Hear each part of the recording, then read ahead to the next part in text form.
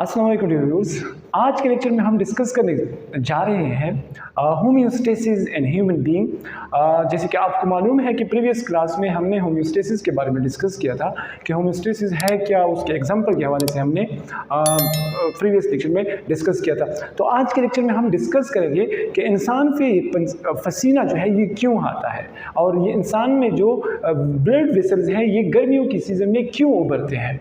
इसी तरह सर्दियों में इंसान को भूख ज़्यादा लगता है जबकि गर्मियों में इंसान को भूख कम लगता है। हालांकि डे के हिसाब से दिन की जो दौरानिया है वो गर्मियों में ज़्यादा होता है, लेकिन फिर भी इंसान को भूख कम लगता है। ये सारी बातें आज हम डिस्कस करने वाले हैं।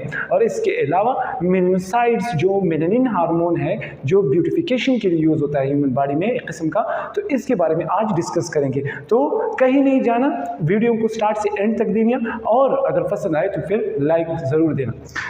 तो शुरू करते हैं कि होम्योस्टेसिस इन ह्यूमन मीन्स के ह्यूमन बॉडी में वो कौन से ऑर्गन है जो रिस्पॉन्सिबल है फॉर होम्योस्टेसिस। तो आज के लेक्चर में हम वो तीनों ऑर्गन डिस्कस करेंगे जो होम्योस्टेसिस के लिए रिस्पॉन्सिबल है ह्यूमन बीइंग के लिए। तो वो है लंग्स, स्किन एंड किडनी। ये 3 पार्ट्स है मेजरली जो ह्यूमन बॉडी में होम्योस्टेसिस परफॉर्म करते हैं। तो फिर डिस्कस करते हैं कि लंग्स किस तरह एक होम्योस्टेसिस ऑर्गन है या होम्योस्टेटिक ऑर्गन है।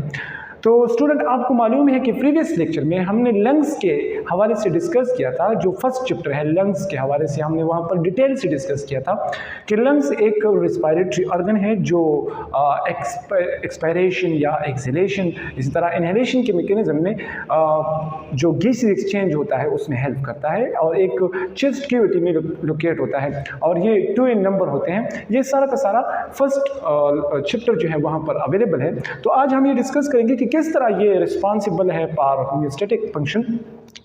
तो डियर स्टूडेंट आपको मालूम है कि हमारे बॉडी में जितनी भी सेल हैं वहाँ पर मेटाबॉलिज्म होता है और ये मेटाबॉलिज्म जब होता है तो इसी सेलुलर रिस्पायरेशन जो परफॉर्म होता है ह्यूमन बॉडी में ड्यूरिंग सेलुलर रिस्पायरेशन, जो हमारे साथ सेलुलर रिस्पायरेशन होता है उसी दौरान जो ग्लूकोज है वो ब्रेक डाउन होता है, उसकी ब्रेकेज होता है और इसी रिजल्ट में carbon dioxide, energy and water जो है वो प्रोड्यूस होते हैं। यानी जो ग्लूकोज है वो उसकी ब्रेक डाउन होती है और इसके रिजल्ट में carbon dioxide, energy and water जो है वो प्रोड्यूस होते हैं। अब ये कार्बन डाइऑक्साइड जो है ये बॉडी के लिए, ह्यूमन बॉडी के लिए यूजफुल प्रोडक्ट है और जो एनर्जी है ये different vital activities of body के जो फंक्शन होते हैं उसके लिए यूज़ होती है।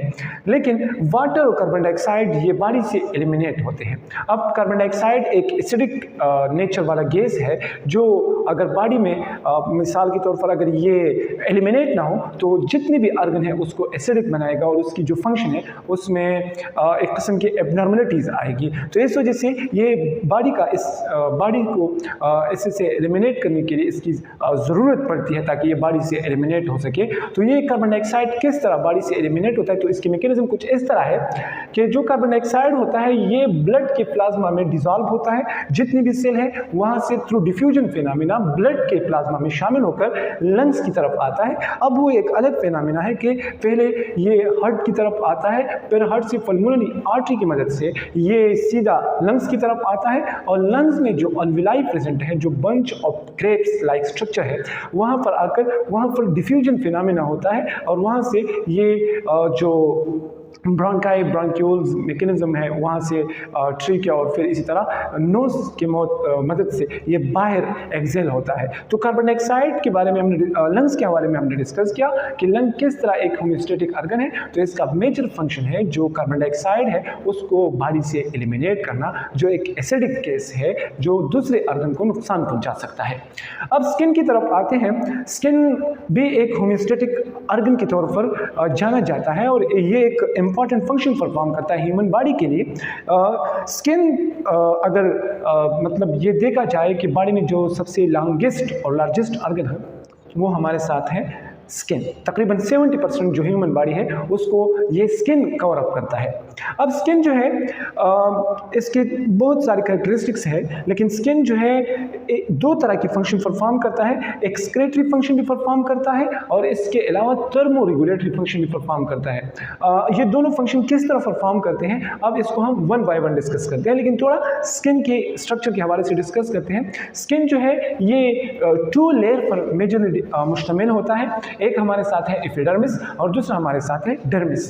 Epidermis it is the outermost layer having no blood vessel. जो आउटरमोस्ट लेयर है स्किन का इसको कहा जाता है एपिडर्मिस, और यहाँ पर जो ब्लड वेसल्स है या डिफरेंट टाइप्स ऑफ ग्लैंड्स है वो यहाँ पर अवेलेबल नहीं होते। लेकिन जबकि डर्मिस रीजन जो है ये बिलो द एपिडर्मिस, यानी कि जो एपिडर्मिस लेयर है उसके नीचे वाला जो तह है उसको हम डर्मिस कहते हैं। यहाँ पर blood vessel, sweat gland, sebaceous gland यानी जिसको आइली ग्लैंड कहा जाता है, इसके अलावा नर्व्स वगैरह यहाँ पर आपको देखने को नजर आएंगे।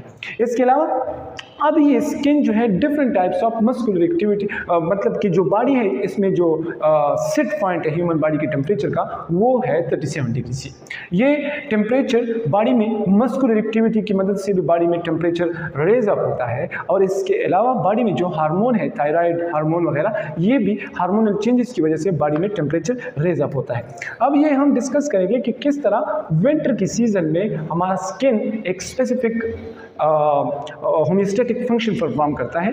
तो विंटर की सीजन में जो हमारा स्किन है इसका एक बहुत अहम रोल है। विंटर सीजन में ब्लड वेसल जो है ये कंट्रैक्ट हो जाते हैं, मतलब ये साइज में कम हो जाते हैं और ब्लड सप्लाई जो है वो स्किन की सरफेस की तरफ कम हो जाती है। जब ब्लड की सप्लाई स्किन की तरफ कम हो जाती है तो ये स्टॉप स्वेट प्रोडक्शन, जो स्वेट ग्लैंड्स होते हैं उसकी प्रोडक्शंस जो है वो कम हो जाती है, और इसी रिजल्ट से स्किन से जो हीट लॉस है वो नहीं होता और हमारे साथ पसीना जो है वो स्टॉप हो जाता है। इसके अलावा जो हेयर्स प्रेजेंट होते हैं स्किन पे ये भी बहुत एक अल्लाह की ताला की तरफ से एक ज़बरदस्त क्रिएशंस है। ये सर्दियों की सीज़न में क्या करता है कि ये गूज बम्स बनाते हैं, एक ब्लैंकेट की तौर पर यूज़ होते हैं, वार्म ईयर ऑफ ब्लैंकेट बनाता है ताकि जो आउटसाइड से जो ठंडी हवा आती है स्किन को उससे भी बचाता है और बॉडी से जो हीट लॉस होता है उसको भी प्रोटेक्ट करता है। तो सर्दी के मौसम में ये स्किन इस तरह की फंक्शन परफॉर्म करता है। सर्दी के सीज़न में आपने देखा होगा कि स्किन ड्राई हो जाता है, रफ हो जाता है। क्यों? क्योंकि उसकी तरफ ब्लड की सप्लाई कम होती है, जो सेबेशियस ग्लैंड है, आइली ग्लैंड्स है वो कम प्रोड्यूस होते हैं, तो इस वजह से स्किन ड्राईनेस शो करता है। फिर समर की सीज़न में इसका अपोजिट होता है। अब समर की सीज़न में स्किन जो होता है उसमें ब्लड सप्लाई, ब्लड वेसल जो है वो रिलैक्स होते हैं और ब्लड सप्लाई जो है वो स्किन की तरफ इंक्रीज होता है, और इसी तरह जो स्वेट ग्लैंड्स है वो स्वेट प्रोडक्शन ज़्यादा करेगा। जो स्वेट प्रोडक्शन ज़्यादा करेगा तो इसी वजह से बॉडी से जो एक्स्ट्रा हीट है वो in the of sweat body से एलिमिनेट होगा इवापोरेशन की मदद से। तो फिर इंसान की जो टेम्परेचर है बॉडी का वो नॉर्मलाइज होगा 37 डिग्री सी, क्योंकि अगर ये टेम्परेचर बॉडी से एक्स्ट्रा हीट जो है वो in the form of vapours अगर बाहर की तरफ नहीं जाता तो जो सेट पॉइंट है ह्यूमन बॉडी के टेम्परेचर का 37 डिग्री सी या 98.6 डिग्री फ़ारेनहाइट, तो ये बॉडी में रेज ऑफ टेम्परेचर की सबब बनेगा। जो different types of metabolic activities है, एंजाइमेटिक एक्टिविटी है वो स्टॉप होगा। अब अगर आपको याद हो तो या अगर नहीं हो तो आज ही समझ ले, स्किन के जो डर्मिस लेयर है यहाँ पर मेलानिन हार्मोन सीक्रेट होते हैं, और ये मेलानिन हार्मोन दुनिया की तकरीबन 60% जो बिजनेस है ब्यूटिफिकेशन का वो इसी हार्मोन पर होता है। ये ज़्यादातर हीट की वजह से या सनलाइट की वजह से बाज़ औक़ात ये सीक्रेशन करता है, तो इसकी जो एक्सक्रीशन है उससे सीक्रेशन वो स्किन की तरफ आते हैं, स्किन की अपर सरफेस पर, और इसी वजह से बाज़ औक़ात स्किन डार्कनेस शो करता है या different types of colour show करता है, क्योंकि इसी वजह से ये हार्मोनल सीक्रेशन की वजह से बाज़ औक़ात स्किन में ये चेंजेस आते हैं। तो दुनिया के जो बहुत सारे इंडस्ट्रीज है ब्यूटिफिकेशन वो इस तरह करते हैं कि इस तरह की कोई क्रीम वगैरह या different types of beautification products तैयार करते हैं, और ये जो हार्मोन है इसकी सीक्रेशन को थोड़े टाइम के लिए स्टॉप करते हैं, फिर लोग ये गुमान करते हैं कि ये क्रीम दुनिया की सबसे बेहतरीन है और इसको यूज़ करो। हालांकि ये धोखा होता है किस्म का, जो परमानेंट ब्यूटिफिकेशन का सबब नहीं बनते। तो डियर व्यूअर्स, यहाँ तक था होम्योस्टेसिस किडनी रहता है, जो आने वाले लेक्चर में हम डिस्कस करेंगे, और इसकी जो पार्ट्स है किडनी कि ये किस तरह एक होम्योस्टेटिक फंक्शन परफॉर्म करता है। तो डियर स्टूडेंट्स, उम्मीद है यहाँ तक आपने जो मेरा लेक्चर सुना, मुझे बर्दाश्त किया, तो आपको ये वीडियो समझ में आ गई होगी। और अगर ये वीडियो आपको पसंद आई हो तो लाइक भी कीजिए। अगर चैनल अभी तक सब्सक्राइब नहीं किया तो सब्सक्राइब